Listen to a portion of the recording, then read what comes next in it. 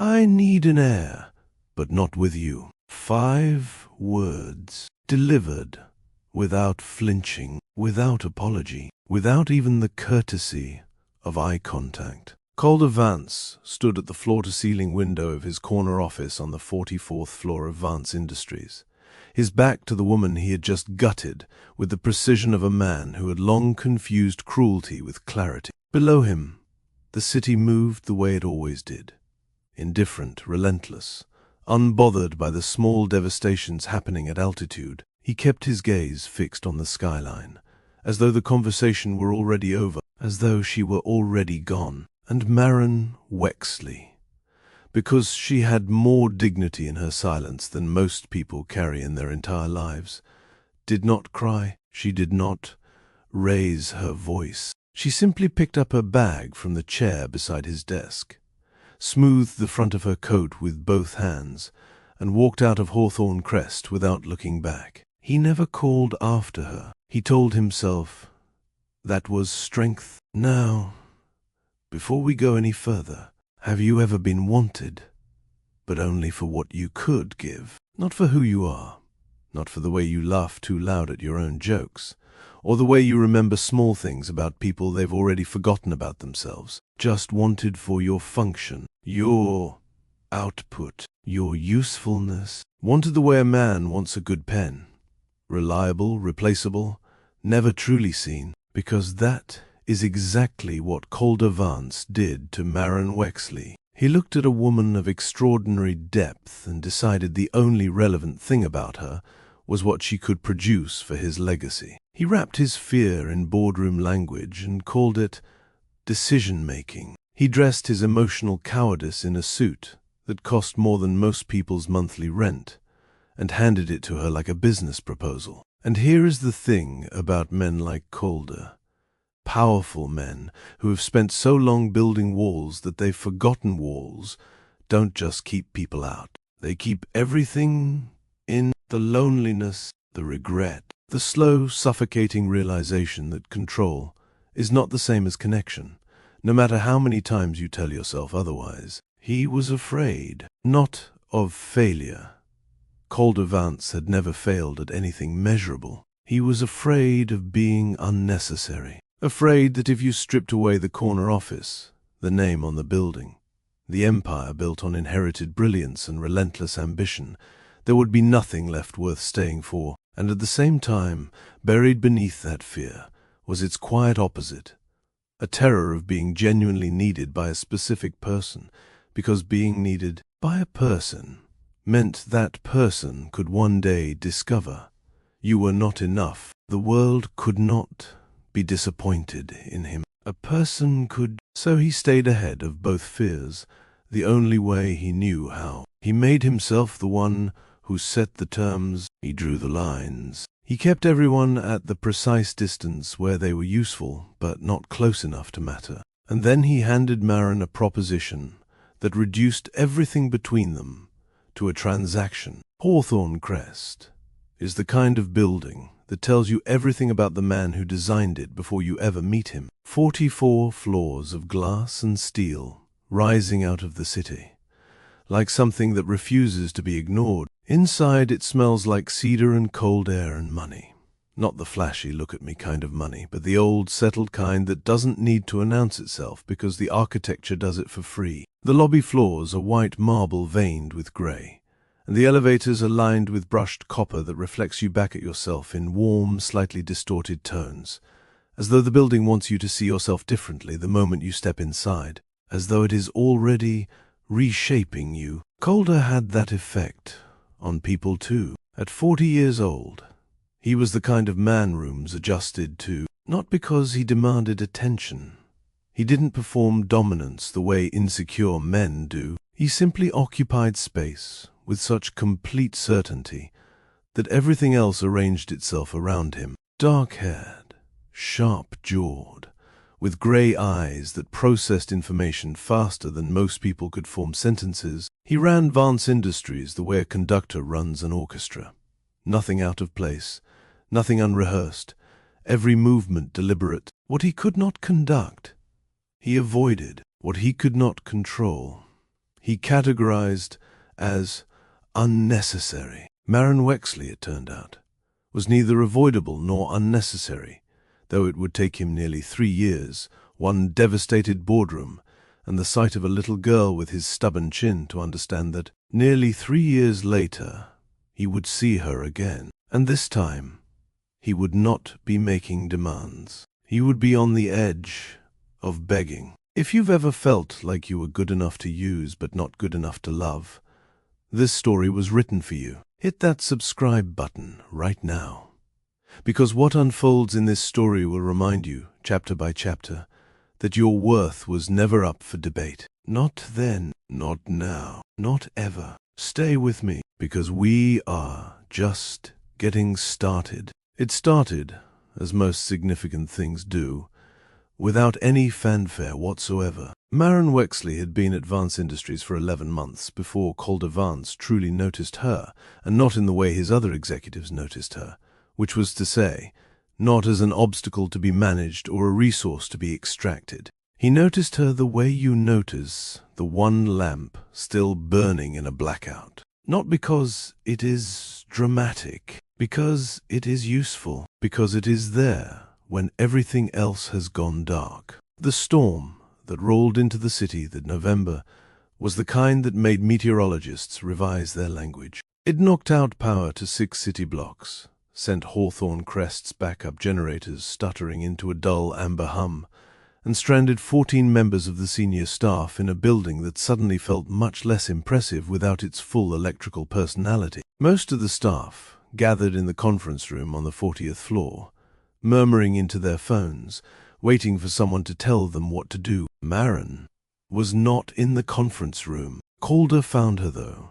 Found is perhaps too passive a word for what actually happened. What happened was that he had walked the floors during the outage the way he always did when he was restless, and wouldn't admit it, moving through the building as though checking on it, when in fact the building had never needed checking on, and he simply needed to move. He followed the sound of deliberate, unhurried movement through the corridor of the 43rd floor, and discovered her cross-legged on the floor outside the records room, a flashlight propped between her shoulder and her jaw, reorganizing 3 months of misfiled acquisition documents with the calm focus of someone who had decided that a power outage was not a crisis, but simply an inconvenience to be worked around. She had sorted them by date, then by category, then by flagged urgency. She had found 4 filing errors that would have created problems in the upcoming audit. She had done all of this without being asked. He stood in the doorway for a moment longer than was strictly necessary. "You're still working," he said. It was not a question. She glanced up briefly, registered who was standing there, and returned her attention to the documents without adjusting her posture or her composure. "The audit doesn't care about the weather." He leaned against the doorframe, arms folded, watching her. There was something about the way she moved through her work. No wasted motion, no performance of busyness. That was genuinely disarming. In a building full of people who spent considerable energy appearing important. "Do you ever stop?" he asked. She was quiet for a moment, and he thought she might not answer. Then, without looking up, "When I'm not needed." He did not respond to that, but he did not leave either. He came back down that corridor twice more before the generators stabilized. He told himself it was to check on the floor. It was not. The third time, he sat down on the floor beside her, an act so entirely unlike Calder Vance that she actually paused and looked at him with the measured expression of someone recalibrating their understanding of a situation. "Hand me a stack," he said simply. She studied him for exactly 2 seconds. Then she handed him a stack. They worked in silence for 40 minutes, shoulder to shoulder, the rain driving hard against the glass at the end of the corridor, the amber emergency lighting making everything look slightly warmer than it had any right to be. At some point, without either of them marking the moment, the silence between them stopped being professional and became something else, something quieter, more honest. The kind of silence two people only share when they have decided without words that they don't need to perform for each other. He told her, somewhere around the second hour, that he had always hated audits, not because of the work, but because audits were fundamentally an exercise in people finding out what you missed. She told him that was only a problem if you had been careless in the first place. He looked at her then. Really looked? You don't give much ground, do you? He said. I give exactly as much as makes sense, she replied. And then, because she was Maren, and she kept every word she ever said precisely accountable, and I keep what I promise. It was not a significant statement on its face, but Calder Vance, who had spent the better part of his adult life surrounded by people whose promises had expiration dates, felt the weight of it settle somewhere behind his sternum and stay there. He noticed, after that night, that she kept her word in every small and unremarkable way. If she said a report would be ready by Thursday morning, it was ready Wednesday evening. If she said she would follow up on something, it was followed up on. She did not make declarations she couldn't back up, and she did not make exceptions for convenience. In a building full of people managing his perception of them, Maren Wexley was simply managing her work. It was, without question, the most quietly remarkable thing he had witnessed in years. Serafina Vance arrived on a Tuesday, which was the kind of day that didn't have the drama to prepare you for someone like her. She was 71 years old, dressed in winter-white cashmere and a single strand of pearls, so understated they had to be extraordinarily expensive, and she moved through Hawthorne Crest, the way established money moves through everything, as though the space had always belonged to her and was simply waiting for her to confirm it. She had Calder's grey eyes, and none of his restraint. Maren encountered her in the executive corridor, while carrying a bound portfolio of quarterly projections to Calder's office. Serafina stopped walking when she saw her, in the particular way that people stop when they are not surprised but are reassessing. Her gaze moved over Maren once measured, unhurried, comprehensive, the kind of look that files information rather than discards it. You're the one who reorganized the records floor, Serafina said. It was not a compliment, exactly. It was an identification. Yes, Maren said. He mentioned it. A pause. You're thorough. I try to be. Serafina tilted her head slightly, the way a person does when they are storing something away for later use. Then she smiled, polite, controlled, revealing absolutely nothing, and continued down the corridor. Maren continued toward Calder's office. She had already turned away from the door, her hand raised to knock, when she heard Serafina's voice from inside, sharp and certain in the way of women who have spent decades saying difficult things to people who would rather not hear them. You are 40 years old, Calder. You need an heir. The board has been patient, but patience has a timeline. Marry someone appropriate, someone who understands what this family requires. A pause. Someone suitable, Serafina added, and the word landed in the air like a door being quietly but firmly closed. Maren had already turned away from the door when she noticed her knuckles had gone white around the edge of the portfolio. She stood there for 3 full seconds in the corridor, the bound folder pressed against her chest, feeling the particular coldness of being in the wrong place to hear the right information. She lowered her hand. She straightened her spine. She turned and walked back to her desk, set the portfolio down with precision, and returned to her work as though the corridor had been empty. She had learned, a long time ago, that hearing something did not obligate you to react to it. That knowledge could be carried quietly, without display, until you understood what it actually meant. She would understand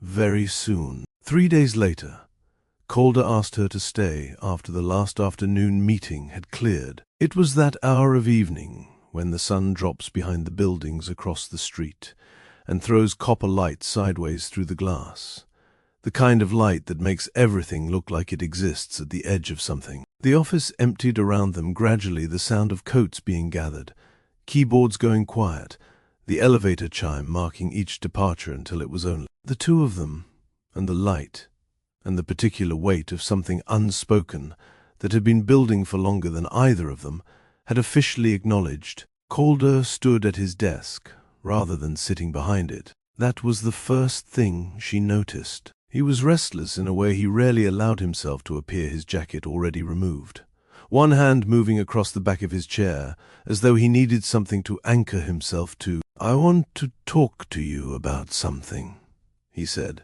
"Something that isn't about the quarterly review." "All right," Maren said. She sat in the chair across from his desk, her hands folded in her lap, her expression open and steady. She did not perform calm. She simply was calm. It was one of the things that had always unsettled him, in a way he had been unable to categorize. He was quiet for a moment. "Then I trust you." She waited. "That's not something I say easily, and I want you to know I mean it with full weight. You're stable. You're intelligent. You understand how this world works without needing it explained to you. You're discreet. You don't have an agenda beyond doing your job well." He paused. "You're the most reliable person in this building." Something shifted in the quality of Maren's stillness, but she did not speak. "I've been thinking," he continued, "about what my mother said, about what the board has been saying for the better part of 2 years, and I think—" He stopped, started again. "I think that if there is anyone I could structure something like this with, it would be someone like you." Structure something. The words sat between them, clinical and careful, and Maren felt the shape of what was coming, the way you feel a change in air pressure before a storm makes itself known. "Calder," she said quietly, "what exactly are you proposing?" He met her eyes, and to his credit, to the single credit she would allow him in the aftermath of the next 60 seconds, he did not look away. "I need an heir," he said, "but not with you, not emotionally. I need something clean, an agreement, structured, protected, clear terms for both sides. You would be compensated." "Stop." Her voice was not raised. It did not need to be. He stopped. The copper light moved across the desk between them. Outside, the city continued its indifferent motion, 44 floors below, entirely unbothered. "So you need my body," Maren said, and her voice was so steady it was almost worse than if it had broken. "But not my heart." The silence that followed was not empty. It was full of every conversation they had not had, every moment in that amber-lit corridor, every stack of documents passed between them in the dark, every minute of honest silence that had meant something to her, at least, and apparently meant something entirely different to him. He flinched. It was small, barely visible, the kind of flinch that only happens when something lands precisely where a person did not expect to be hit. She saw it. She did not use it. "Maren, I won't be someone's solution," she said. She stood, and the movement was measured and complete, no hesitation in it. "Not yours, not anyone's." She picked up her bag. She did not look at the desk. She did not look at the copper light, or the city, or the chair she had been sitting in. She looked at him, once, directly long enough for him to understand that she was not angry, which was somehow more damaging than anger would have been. She was simply done. "I hope you find what you're looking for," she said. And then she walked out of the office and out of Hawthorne Crest, and Calder Vance stood in the copper-lit silence of everything he had just reduced to a transaction, and said absolutely nothing, because he had no language for what he was feeling. He had spent so long building walls that when something finally got through them, he had no idea what to do except watch it leave. "Right now, I need you to drop a comment below and be honest with me. Would you have walked away, or would you have stayed and tried to make him understand what he was throwing away? Let me know exactly what you would have done. because this conversation is just getting started. And if this story is hitting differently than you expected, smash that like button right now, because we are nowhere near the end of what Calder Vance is going to have to reckon with. Stay with me. The story is just beginning to cost him something. She did not fall apart. That was the first thing worth saying about what came after. Maren Wexley walked out of Hawthorne Crest on a Thursday evening with her bag over her shoulder and her resignation letter already drafted in her head, and she did not fall apart. She did not sit in her car in the parking structure and cry into her steering wheel. She did not call her closest friend and narrate the details of her humiliation over wine. She drove home, made tea, sat at her kitchen table, and wrote the most professional, most impeccably worded resignation letter that the HR department of Vance Industries had ever received, and she submitted it at exactly 11:14 that night.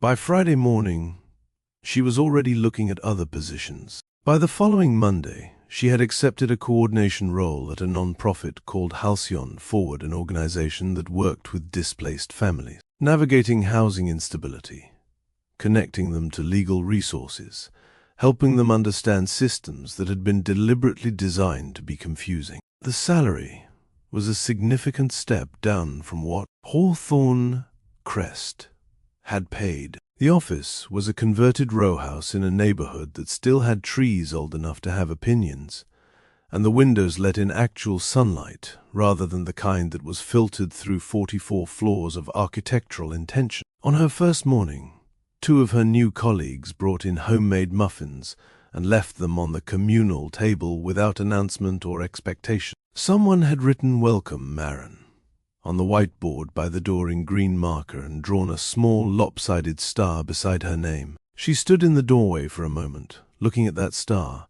and felt something loosen in her chest that she hadn't realized she had been holding tight. The work was real, in a way that Hawthorne Crest's work, for all its scale and consequence, had never quite managed to be. At Vance Industries, she had organized systems that served other systems, managed processes that fed larger processes, kept the machine of an empire running smoothly for the benefit of the machine. Here, she sat across a table from a woman named Doris, who had 3 children, and a landlord who had stopped returning calls, and Maren helped her understand, step by step, what she was legally entitled to and exactly how to demand it. She went home most evenings tired in a way that felt earned rather than extracted. The work also kept her rooted in something larger than herself during the weeks, when the quiet of her apartment threatened to become too loud. There were families who needed her focus, problems that required her full attention,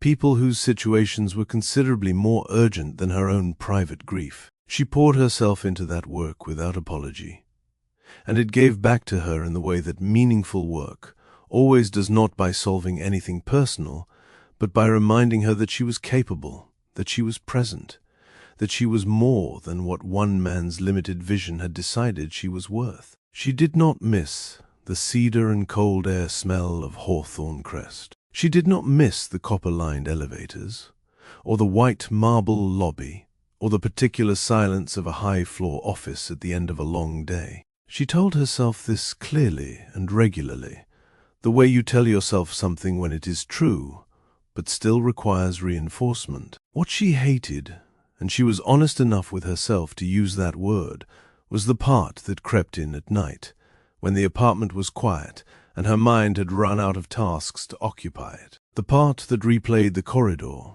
the amber light, the stack of documents passed between them in the dark. The part that remembered the way he had sat down beside her on that floor without being asked, without explanation, and simply picked up a stack and started working. She hated the part of her that had read meaning into that. She hated, more specifically, the part that tempted her to believe he had almost meant something more, that somewhere beneath the clean, structured, transactional proposition he had delivered in copper-lit language, there had been a man who was afraid and reaching, badly, for something he didn't know how to name. She shut that part down firmly, the way you shut a window against weather. She was very good at it. For approximately 2 months, it worked. The test was a white and blue box sitting on the edge of her bathroom sink at 7:15 on a Wednesday morning, and it told her, in the most straightforward and non-negotiable terms,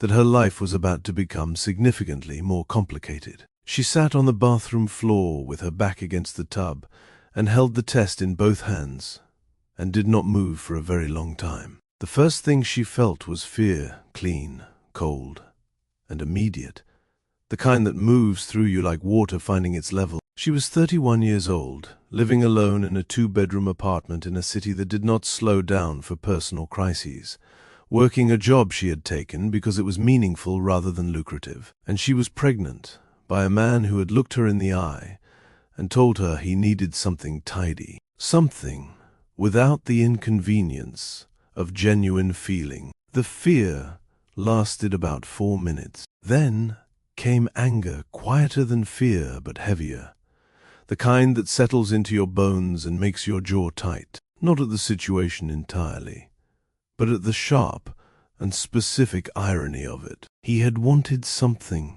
structured, something without emotional complication, something arranged and contained and manageable. And here, in the most fundamental and irreversible way possible, life had declined to cooperate with his preference for order. She almost laughed. It was not a particularly warm laugh. Then the anger moved through her too, and what remained, what settled at the bottom after the fear and anger had run their course, was resolve. Steady, quiet, and entirely her own. She sat on that bathroom floor, and she made her decision, and she made it completely. She refused to let her child become a headline. She refused to let this baby be turned into a weapon in a boardroom negotiation, or a bargaining chip in a conversation about legacy and inheritance and what the Vance family required. She refused to deliver a child into the hands of a man who had described parenthood in terms of structured agreements and tidy outcomes,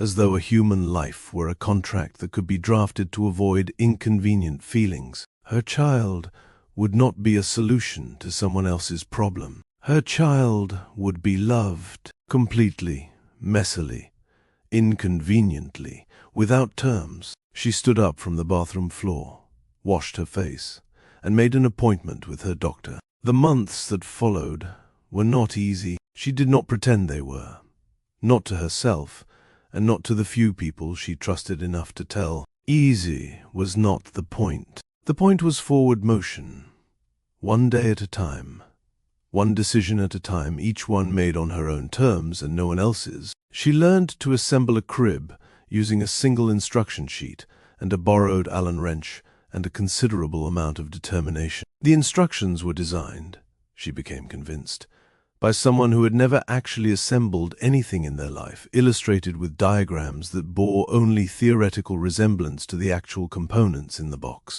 She got 3 panels in the wrong order on the first attempt, took the whole thing apart without a word of frustration, and started again from the beginning. She had it standing correctly by 10:30 on a Saturday night. She stood back and looked at it in the corner of the smaller of her 2 rooms, with its white frame and the small mobile she had hung above it, and felt something she could only describe as fiercely, privately triumphant. Nobody had helped her build it. Nobody needed to. She went to every doctor's appointment alone. She sat in waiting rooms with her coat folded over her knees and her phone in her bag, not scrolling, not distracting herself, simply present. She held her own hand in the moments that required holding, when the ultrasound technician moved the wand and the screen filled with the impossible flickering evidence of a heartbeat, small and rapid and absolutely determined. She cried then. She allowed herself that,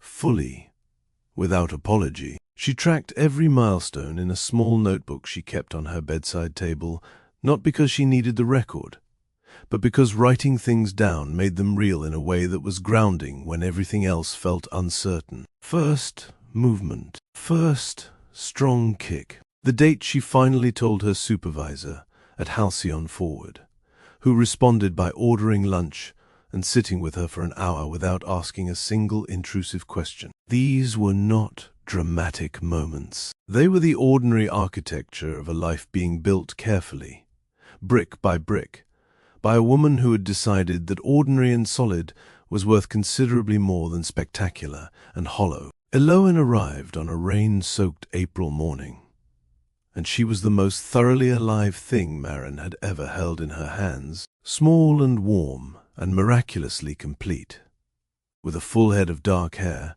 and a jawline that was already showing the early architectural evidence of a stubborn chin she would carry her whole life. Maren held her in the hospital bed, exhausted in every cell of her body, and looked at her daughter's face, this entirely new person who had arrived with opinions already forming, and felt something shift in the center of her in a way that was permanent and total and could not be undone. She named her Eloan. It meant life and growing, and she chose it deliberately, not for how it sounded, though it was beautiful, but for what it carried, because this child, from her very first day, was not defined by the circumstances of how she came to exist. She was simply life, new and growing, and entirely her own. Maren looked at her daughter's face in that hospital room, while the rain came down outside the window and the ordinary world went about its ordinary business, and she understood something she had not known she needed to understand,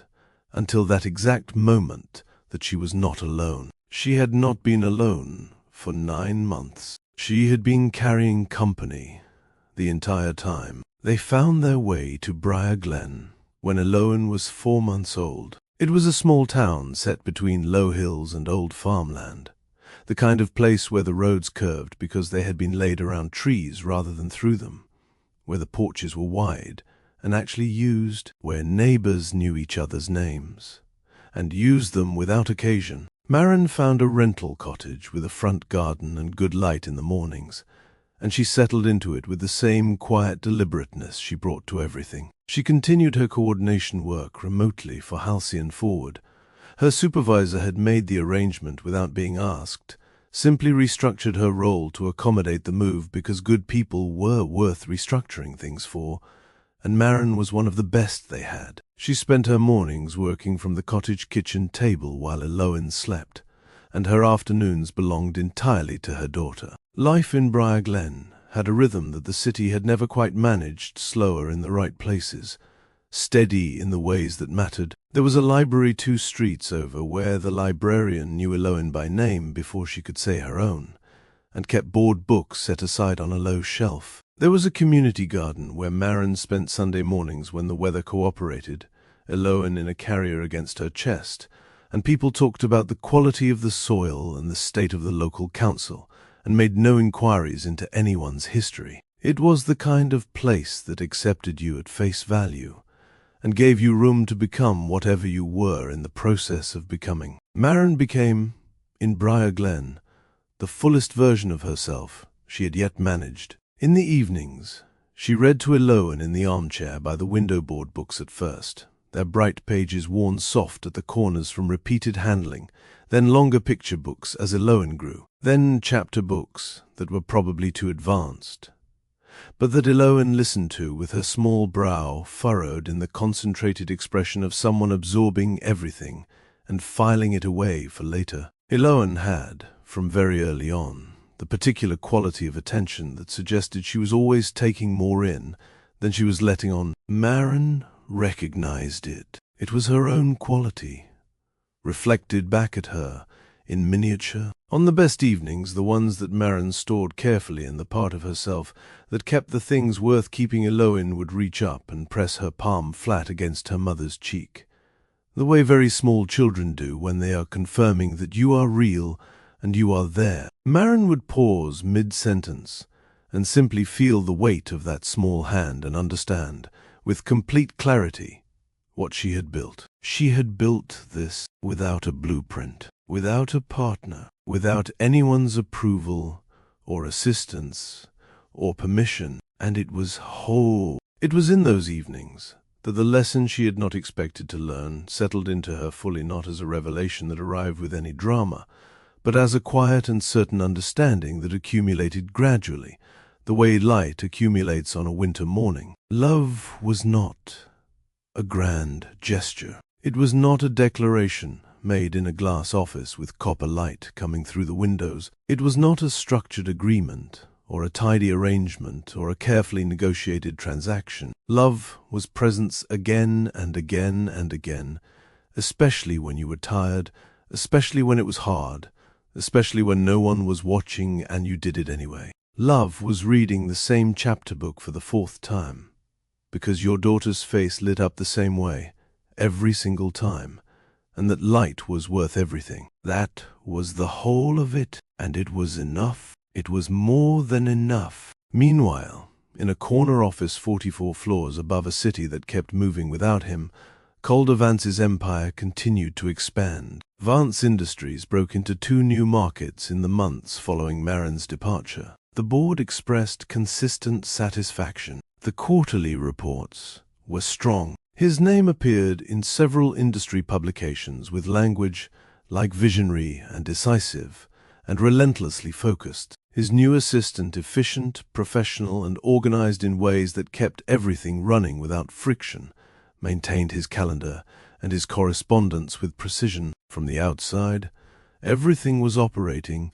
exactly as designed. But time had a way of getting louder when there was nothing warm in a life to absorb the sound of it. Calder discovered this the way people always discover inconvenient truths gradually, and then with a completeness that made the gradual part seem almost generous in retrospect. He attended dinners with carefully selected, professionally appropriate company people who understood the world he moved in, who were accomplished and well-spoken and entirely pleasant to spend an evening with. He sat across from them and said the right things and listened attentively and felt, underneath all of it, the particular dullness of connection that had been chosen for its convenience rather than its truth. He arranged things. That was what he did. He arranged people and situations and outcomes with the same architectural precision he brought to everything else, and the arrangements functioned, and nothing lasted.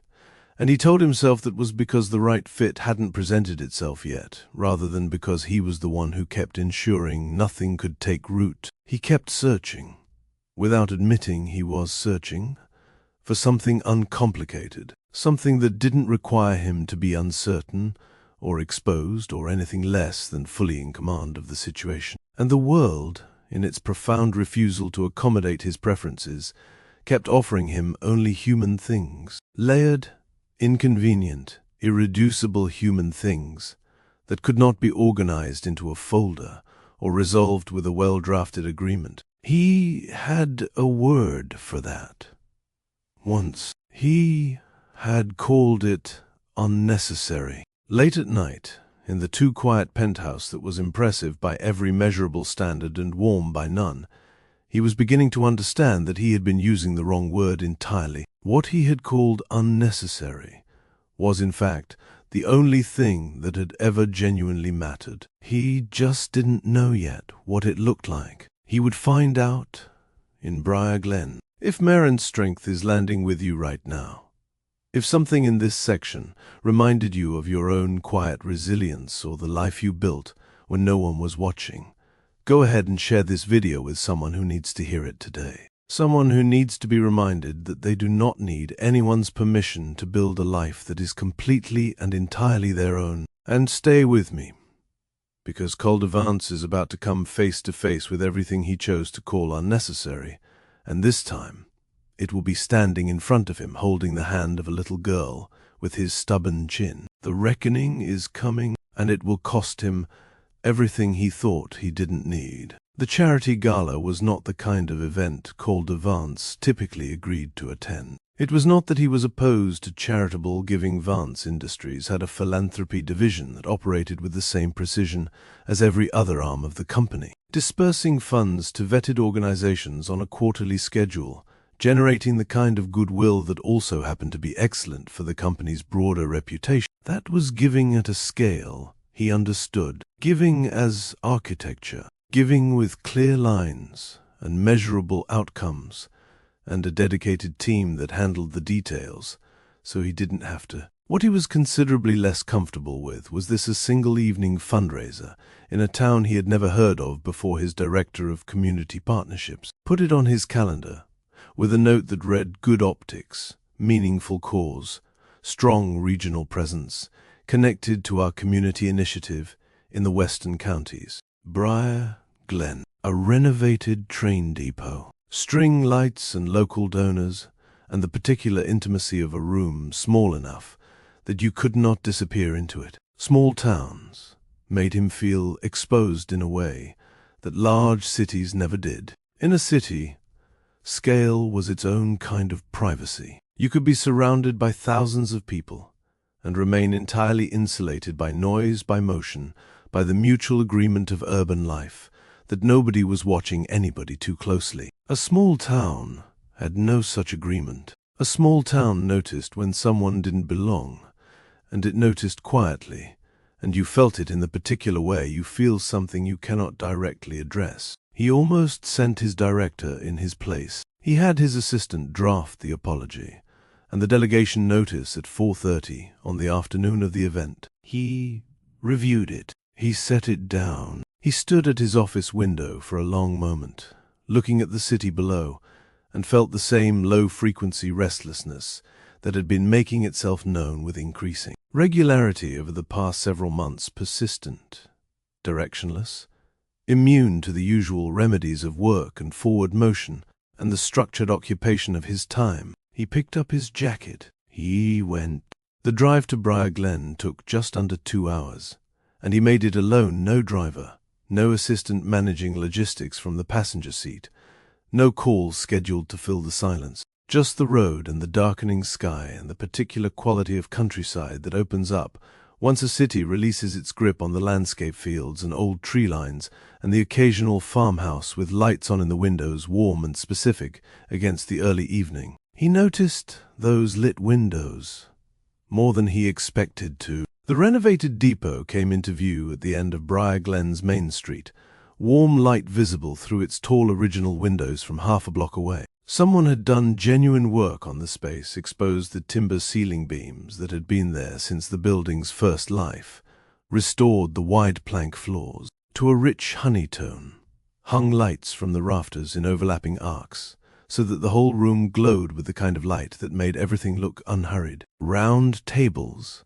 with simple white linens, local flowers in low arrangements that didn't obstruct conversation. A quartet in the far corner, playing something warm and unobtrusive that held the room together without competing with it. It was well executed. He acknowledged that privately, and without surprise. People who cared about things tended to do them well, and it was clear that the people behind this evening cared considerably. He moved through the initial reception with the practiced ease of a man who had attended events far larger and more formally demanding than this one. He shook hands and responded to introductions and said the appropriate things to the appropriate people and kept, as he always did, a portion of his attention on the room as a whole, reading it, cataloguing it, staying aware of its movements the way a person does when awareness has become second nature, rather than conscious effort. He was 40 minutes in, standing near the east end of the room with a glass of water he hadn't touched,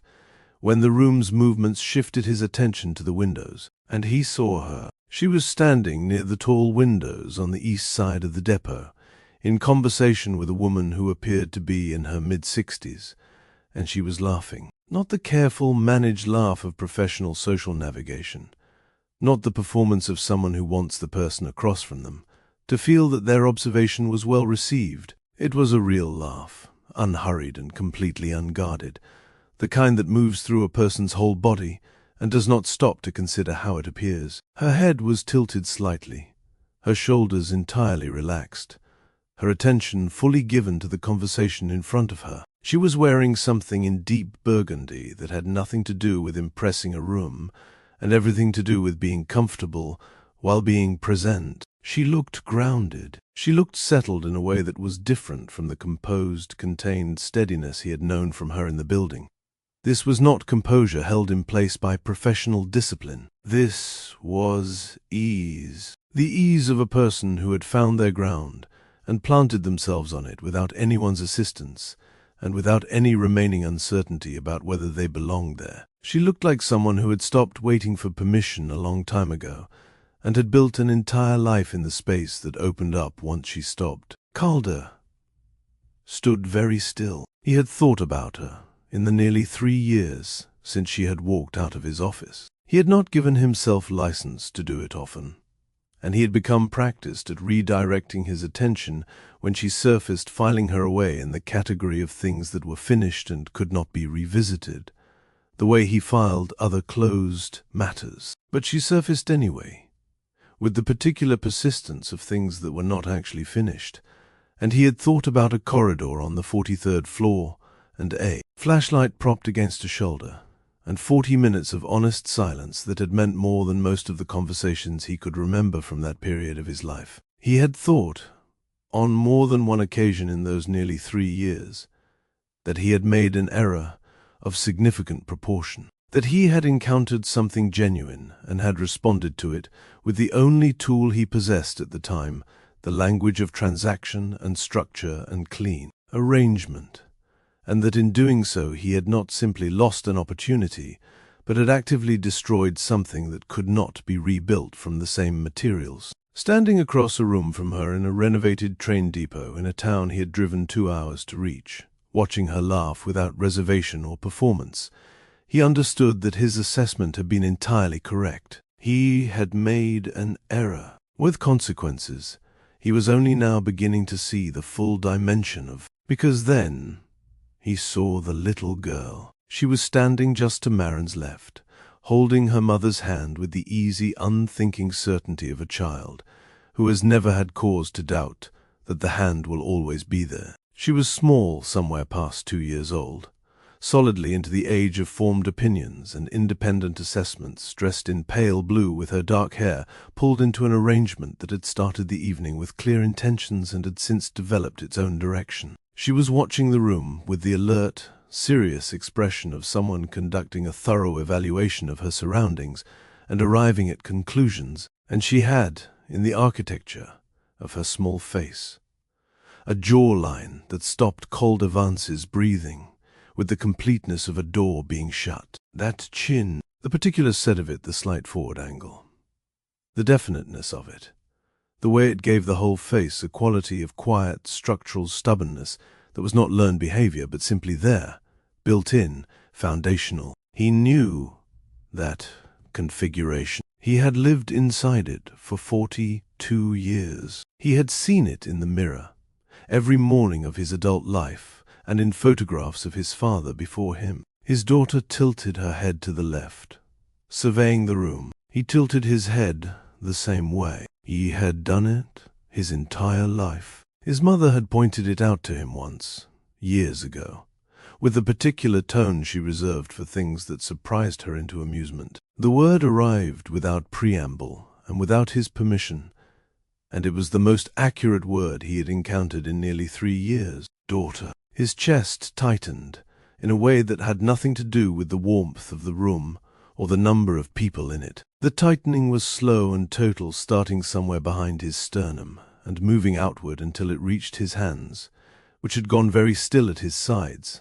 and his jaw, which had set itself against whatever his face might otherwise choose to do without his direction. The room did not narrow or go quiet or rearrange itself into something cinematic. What happened was quieter and more absolute than that. Everything else simply became irrelevant. The other guests, the quartet, the warm light on the honey-toned floors, all of it became texture, without information. Every piece of actual information in the room was located in that small face, in that chin, in the dark hair, in the left tilt of a head that was making its assessments with the focused seriousness of someone who took the business of observation seriously. She was real. She was here. She had been here, in this town, in this life, in this world for nearly 2.5 years, and he had not known. He had not known, because he had made it so there was no reason for Maren to tell him. He had removed himself from the category of people who were owed that information.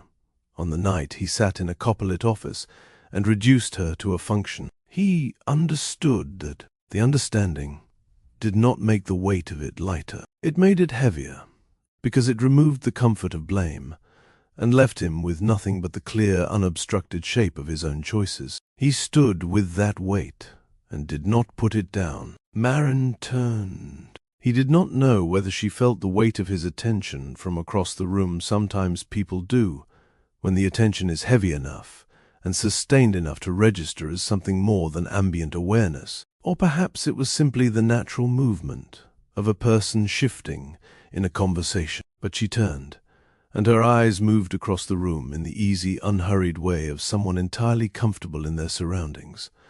And then her eyes found him. Her expression did not collapse into shock. It did not rearrange itself dramatically. The warmth that had been there a moment before, the ease, the genuine laughter, the settled quality of a person fully at home in their life, simply left her face, quietly, completely, the way warmth leaves when a window opens. What replaced it was not hostility, and not panic, and not the careful professional composure he had known from her in the building. It was alertness, total, immediate, protective alertness. Her body shifted a small adjustment, subtle enough that only someone watching closely would register it, so that she was positioned slightly more between him and alone. Not dramatically, not with any performance of protectiveness, simply with the instinctive, practiced certainty of a person who has spent 2.5 years being the one thing standing between her child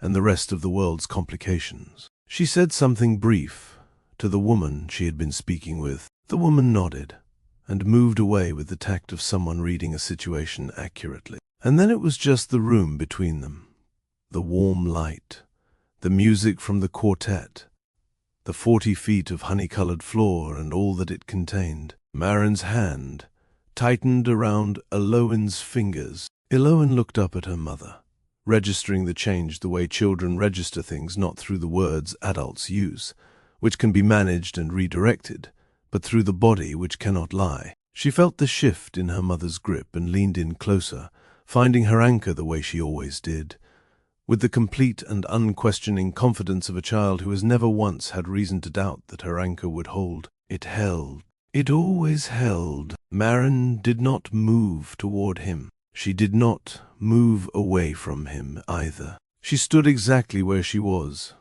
in the warm light of a room that had nothing to do with him, in a life that had been built entirely without his participation, and she let him absorb what he was seeing. She gave him nothing to hold on to, no opening, no invitation, no hostility that he could respond to or defend against, just the steady, complete presence of a woman who had long since stopped arranging herself around his comfort and had no intention of starting again. Calder took one step forward. He stopped himself. He stopped because something in him, something new, something that had not existed in the version of himself who had sat behind a desk and offered her a structured arrangement, understood that arriving at full speed toward what he wanted, without any consideration for the damage of his arrival, was precisely the pattern that had brought him to this moment in the first place. He stood still. Maren. His voice came out smaller than he had intended,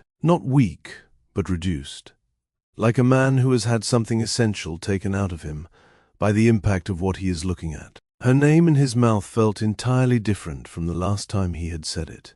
In a copper-lit office with his certainty fully intact and his walls fully operational, he had none of that certainty now. He had, in fact, nothing except the full and devastating understanding of everything he was looking at, and the first genuine reckoning of his adult life. The truth did not arrive as a thought he could organize or a conclusion he could structure into actionable items. It arrived the way real things arrive, as a physical sensation, something shifting in the weight-bearing parts of him, something coming loose that had been holding the whole architecture of his self-understanding in place for so long he had stopped noticing it was there. You cannot build a legacy by treating people like strategy. He had spent his entire adult life operating from the belief that the right structure, the right terms, the right arrangement could make anything workable. That precision of expectation and clarity of agreement could substitute for the messier,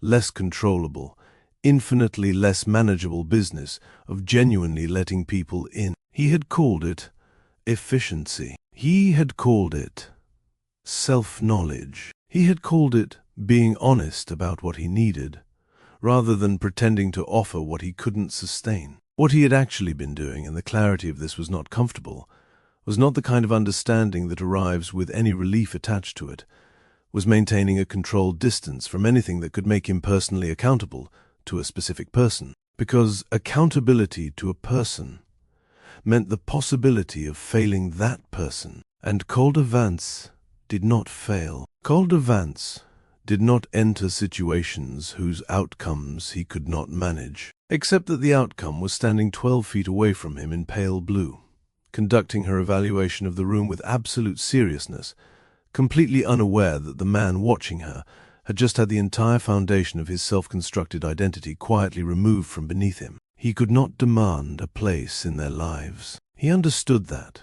with the kind of clarity that leaves no room for negotiation. He could not arrive with his name and his resources and his belated recognition of what he had discarded and expect any of those things to function as currency in the life Maren had built. They would not. She had built something real on ground she had cleared herself, and nothing he possessed would purchase him standing on that ground. He would have to earn it, not with money, not with the familiar leverage of influence and access, and the weight of the Vance name, not with a well-structured proposal, or a clearly articulated plan, with humility.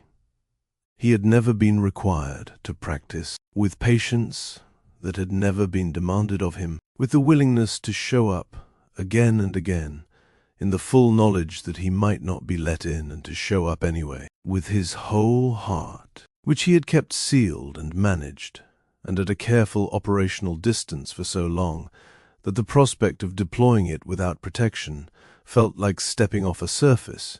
He had always been able to see the edges of the quartet shifted into something slower. The lights held their warm, steady, gold-white glow across the depot's old timber floors. Somewhere to his left, a conversation about the town's upcoming harvest festival was proceeding with cheerful specificity. The world continued to be the world, indifferent to the private earthquakes of individuals standing in its midst. Calder looked at his daughter's face. He looked at the set of that chin, his chin, arrived in someone new, carrying itself with a confidence that was entirely her own, and he felt the accumulated weight of nearly 3 years settling onto him with the completeness of something that had always been waiting to land. 2.5 years of a life he had not been present for, of mornings in a cottage in Briar Glen, and a crib assembled one-handed, and doctor's appointments attended alone, and board books worn soft at the corners,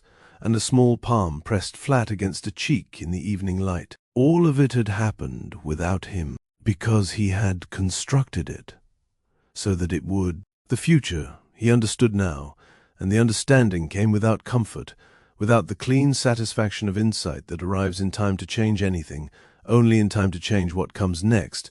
The future was not something you secured. It was not something you structured or arranged or protected from complication with the right language and the right terms. The future was something you showed up for day after day, choice after choice, without guarantee and without a contract to insulate you from the cost of being wrong. You showed up, and you were present, and you were honest, and you did it again the next day, regardless of the outcome of the day before. He had never shown up for anything he could not control. Across the room, Maren was still watching him, still steady, still giving him nothing to work with and everything to reckon with simultaneously. She had not forgiven him. That was apparent and correct, and he had no argument to make against it. The question that remained the only question was not whether he deserved forgiveness.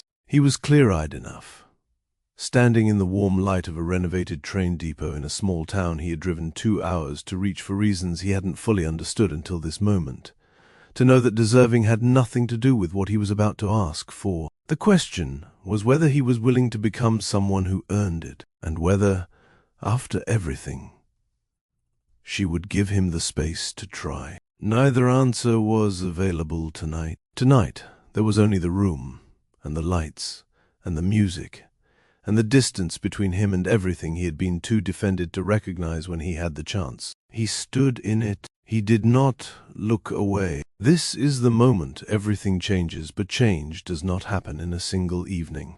And Maren Wexley is not a woman who makes decisions on someone else's timeline. If you are feeling the weight of this reunion right now, share this video with someone who needs to see it. Someone who needs to know that walking away from what diminishes you is not the end of the story. It is, in fact, where the real story begins. Stay with me, because what happens when Calder tries to find the words he should have said nearly 3 years ago is something you are not going to want to miss. The question is in the air. The answer will cost him everything comfortable. Calder Vance did not get his redemption that night. He did not walk across the depot floor and say the right words and watch Maren's guarded expression soften into forgiveness, while the quartet played something appropriately moving in the background. That is not how real things work.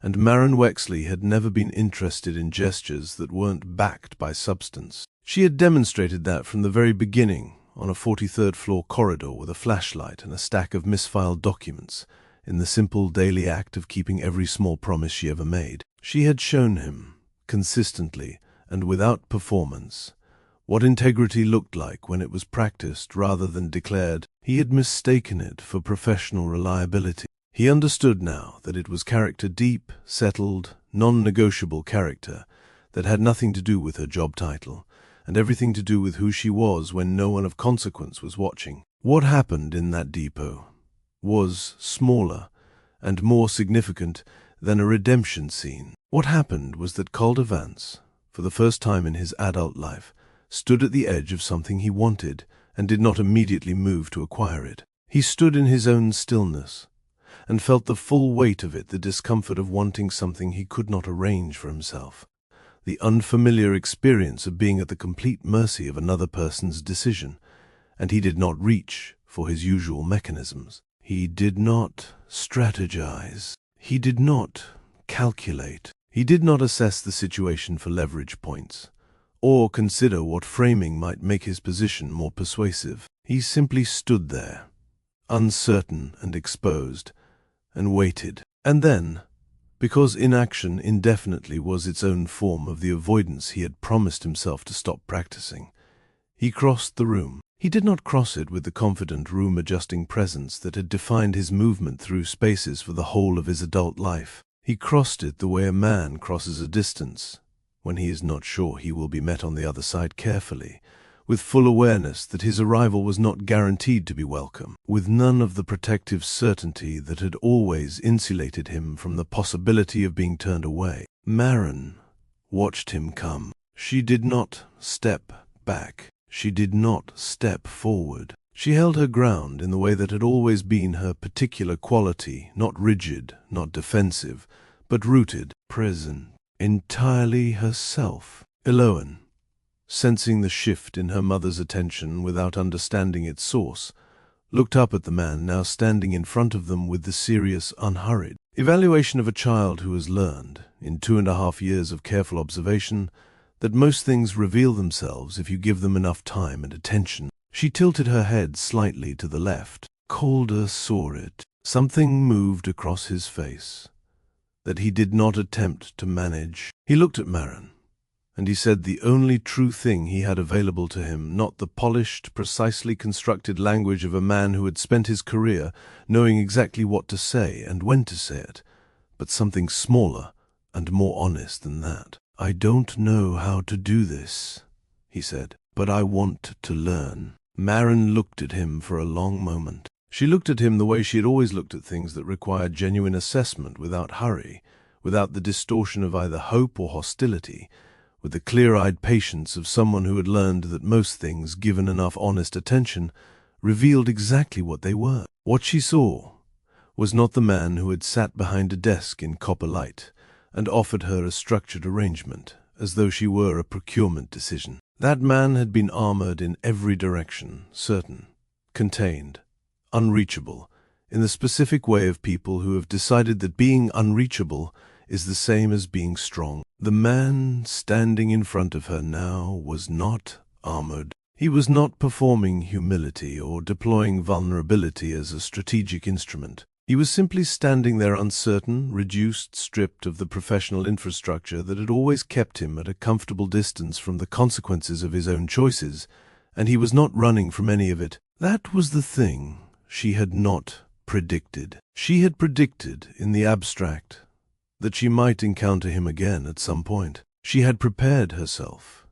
In the quiet and thorough way, she prepared herself for things, for several versions of that encounter. She had prepared for him to be unapologetic. She had prepared for him to be transactional, to arrive with a lawyer and a document and a plan. She had prepared for him to be charming in the particular way of men who have always been able to charm their way past the consequences of their behavior. She had not prepared for him to be this still, this genuinely uncertain, this entirely without a safety net. It did not dissolve her position. It did not erase 2.5 years of building a life without him, or soften the reality of every appointment she had attended alone and every decision she had made without the option of a partner. None of that became less true, because he was standing in front of her looking like a man who had finally, at considerable personal cost, figured out what he had discarded. But it was something.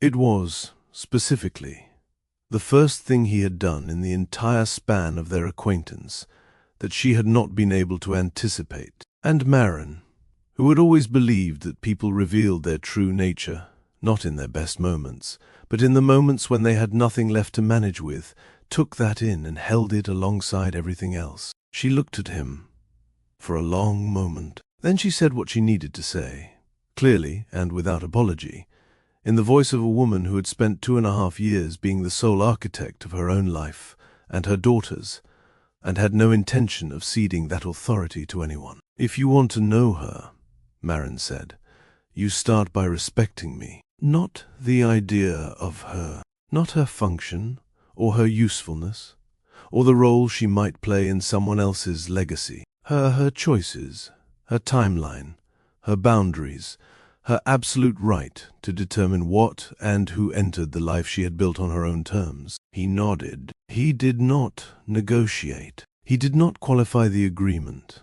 or ask for clarification on the terms, or suggest a structure that might make the arrangement more comfortable for him. He simply nodded. And the absence of a counteroffer was the most honest communication he had offered her in the entire length of their history. She heard it. What followed was not a romance in the conventional sense, not immediately, and not on any schedule that satisfied the part of Calder that had always measured progress in visible, quantifiable increments. It was slower than that, more uncertain than that, considerably more uncomfortable than anything he had previously been willing to sustain. There were coffee dates in Briar Glen, in a small place on the main street with mismatched chairs and a chalkboard menu and windows that let the morning come in without filtering it. Calder made the 2-hour drive himself, without assistance, without his schedule managed by anyone but himself, without the buffer of his professional infrastructure between him and the reality of what he was attempting. He sat across from Maren in a mismatched chair and drank coffee that was nothing like what was served in the Hawthorne Crest executive suite,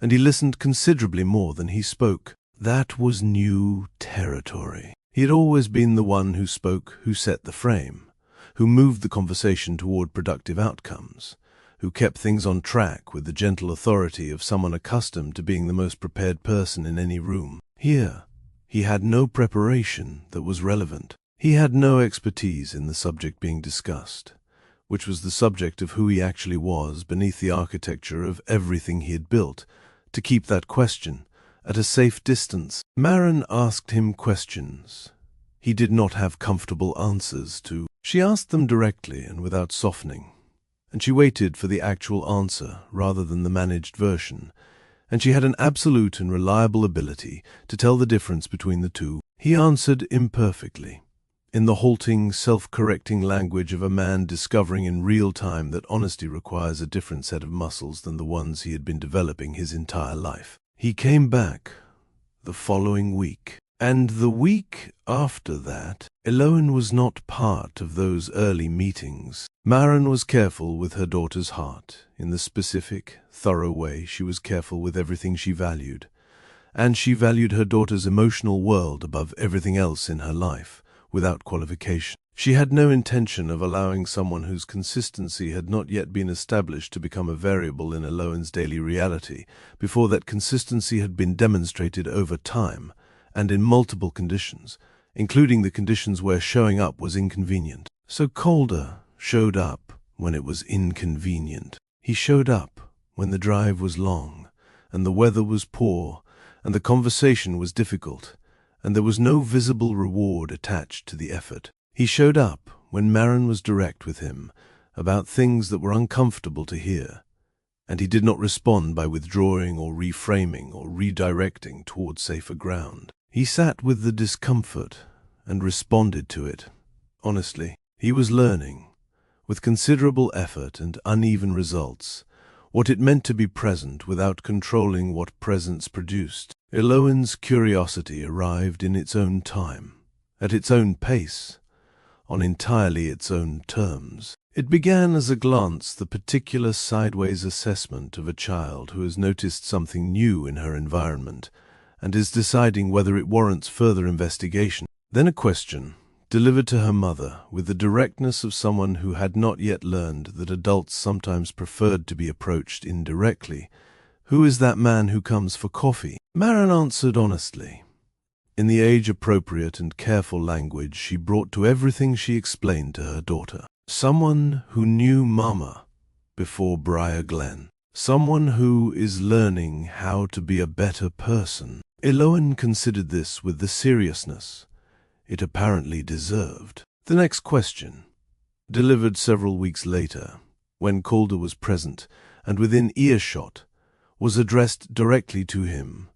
"Do you like dogs?" He told her he did, that he had grown up wanting one, and had never had one because his schedule had not been appropriate for a dog, and he had been too committed to his schedule to reconsider it, but that he thought dogs were probably one of the better ideas the world had produced. Eloan assessed this answer for a moment, tilting her head to the left. Then she told him that was a reasonable position, and returned to what she had been doing. It was, by any external measure, an entirely unremarkable exchange. It was, for Calder, the most significant conversation he had participated in across the whole of his professional life. He drove back to the city that evening, and sat in the quiet of his penthouse and understood, with a completeness that settled into him like something finally finding its correct place, that this was what he had been refusing for 42 years. Not the inconvenience of it, not the uncertainty, or the exposure, or the absence of control, the realness of it, the specific, irreducible, unglamorous realness of a small person asking him a genuine question and waiting for a genuine answer without any interest in his net worth or his industry reputation or the number of floors in his building. He had called that unnecessary. Once, he would spend a considerable portion of the rest of his life making up for that. The lesson that Calder Vance learned not in the depot, not in a single evening of reckoning, but gradually and imperfectly across the weeks and months that followed, was not one that could be extracted from a strategy session or derived from any of the frameworks that had built his empire. It was the kind of lesson that can only be learned by doing the thing badly and continuing anyway. He had spent the better part of his adult life afraid of two things simultaneously, and he had spent it without recognizing that those two fears were running in contradiction to each other. He had been afraid of being unnecessary, afraid that without the empire, without the name, without the measurable evidence of his significance, there would be nothing worth staying for. And he had been afraid of being genuinely necessary to a specific person, because being necessary to a person created the possibility of failing that person, and Calder Vance did not fail. These two fears had operated as a closed system, each one reinforcing the other, keeping him at the precise distance from genuine human connection where he was safe from both of them. He had built an entire life inside that distance, and called it self-knowledge. What Briar Glen dismantled, what a woman who kept her word, and a child who asked about dogs dismantled, between them, without either of them intending to do any such thing, was the premise that those two fears were worth organizing a life around. Being needed was not the same as being loved. He understood that, now in the full dimension of what it meant. Being needed was a function. Being loved was a choice made daily, renewed daily, sustained not by usefulness or strategic positioning, but by the simple repeated act of showing up and being honest and staying when it was hard. He had built an empire on being needed. He was learning, in Briar Glen, in mismatched chairs, in the careful and non-negotiable patience of a woman who had decided to allow him exactly as much space as he earned, and not 1 inch more, what it meant to be present instead. Maren's strength, in the full accounting of this story, was never about what she survived. It was about what she chose. She had chosen, on a bathroom floor on a Wednesday morning, to build something real, rather than wait for someone else to recognize her worth. She had chosen Briar Glen and Halcyon forward, and the community garden on Sunday mornings, and the armchair by the window, and the board books worn soft at the corners. She had chosen to give Eloan a life that was complete and warm, and entirely sufficient, not despite being alone in the building of it, but because sufficiency was what she had decided to create, and she had created it with everything she had. She did not need Calder to complete her story. Her story was already complete. It had a shape and a texture, and a through line of quiet, unannounced courage that did not require anyone's acknowledgement to be entirely real, but she was willing carefully, conditionally, with her eyes fully open and her boundaries clearly drawn to let him add to it. If he proved himself worthy of the addition, if he demonstrated, not through declaration but through the accumulation of consistent, unglamorous, unrewarded presence, that he understood the difference between being given something and earning something, that distinction was the whole of what needed to be understood. And in Briar Glen, in the slow and imperfect and genuinely human work of showing up week after week without a guaranteed outcome, Calder Vance was finally, at 42 years old, beginning to learn it. Real love does not ask you to be a solution. It asks you to be present, genuinely, consistently, without the safety net of control or the comfort of managed distance. It asks you to walk toward the uncertain thing, and keep walking, even when the outcome is not guaranteed, and everything human about the situation refuses to stay orderly. It asks you to choose people out loud with your whole heart, in full knowledge that choosing someone is not a single moment, but a practice repeated, renewed, sustained across ordinary days that nobody will record, and nobody will applaud. You cannot build a legacy on control. That is the truth that Calder Vance had to drive 2 hours and nearly 3 years to arrive at. You build a legacy on courage. The courage to choose people before life forces the lesson. The courage to say, I was wrong, without negotiating the terms of the admission. The courage to sit in a mismatched chair in a small town and be ordinary and uncertain and fully uncomfortably present, and to come back and do it again the following week. And sometimes, the most important thing you will ever build has nothing to do with strategy or structure, or the carefully managed execution of a legacy plan. Sometimes it is sitting in an armchair by a window in a cottage in Briar Glen, reading the same chapter aloud for the 4th time, while a small person presses her palm against your cheek to confirm that you are real and you are there. That is the whole of it. That is, it turns out, everything worth having. If this story moved something in you today, if any part of it landed somewhere real, if Maren's quiet strength or Calder's long overdue reckoning reminded you of something true about your own life, do me a favor right now. Hit that like button and subscribe to Love Stories with Mr. Tyrell, because we are just getting started, and there are more stories coming that will stay with you long after this video ends. Drop a comment below and tell me honestly, what would you want Calder to do to prove he has genuinely changed? And should Maren give him that second chance? Or has she already given him more than he was owed? I want to read every single response.